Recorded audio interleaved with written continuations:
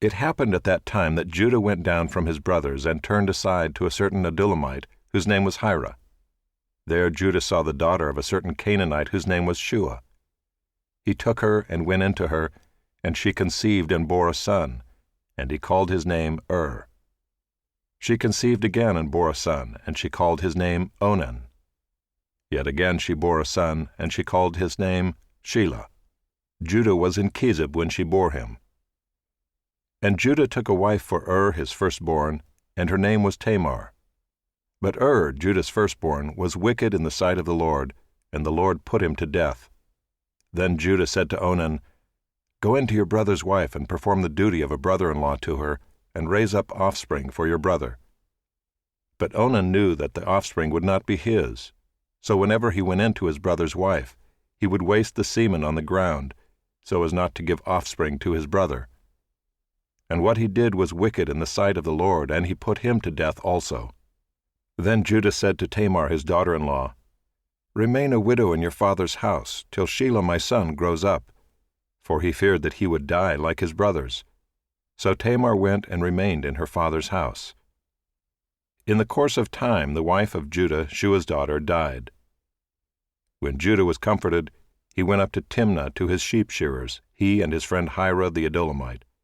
And when Tamar was told, "Your father-in-law is going up to Timnah to shear his sheep," she took off her widow's garments and covered herself with a veil, wrapping herself up, and sat at the entrance to Enaim, which is on the road to Timnah.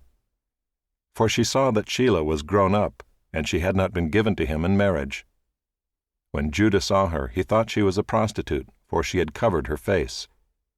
He turned to her at the roadside and said, "Come, let me come in to you," for he did not know that she was his daughter-in-law.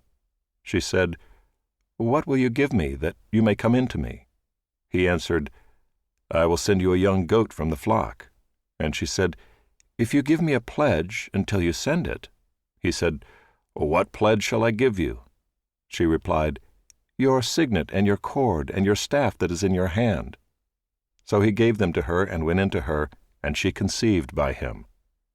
Then she arose and went away, and taking off her veil she put on the garments of her widowhood.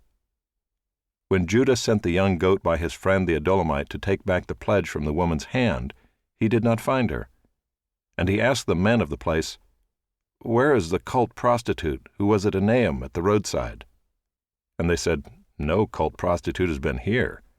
So he returned to Judah and said, "I have not found her." Also the men of the place said, "No cult prostitute has been here." And Judah replied, "Let her keep the things as her own, or we shall be laughed at. You see, I sent this young goat, and you did not find her." About 3 months later, Judah was told, "Tamar, your daughter-in-law, has been immoral. Moreover, she is pregnant by immorality." And Judah said, "Bring her out and let her be burned." As she was being brought out, she sent word to her father-in-law, "By the man to whom these belong, I am pregnant." And she said, "Please identify whose these are, the signet and the cord and the staff."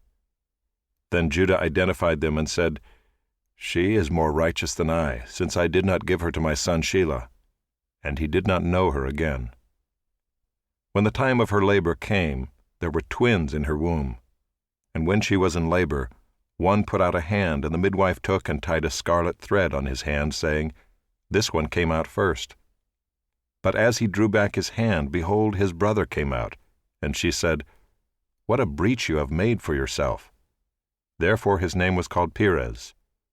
Afterward his brother came out with the scarlet thread on his hand, and his name was called Zerah.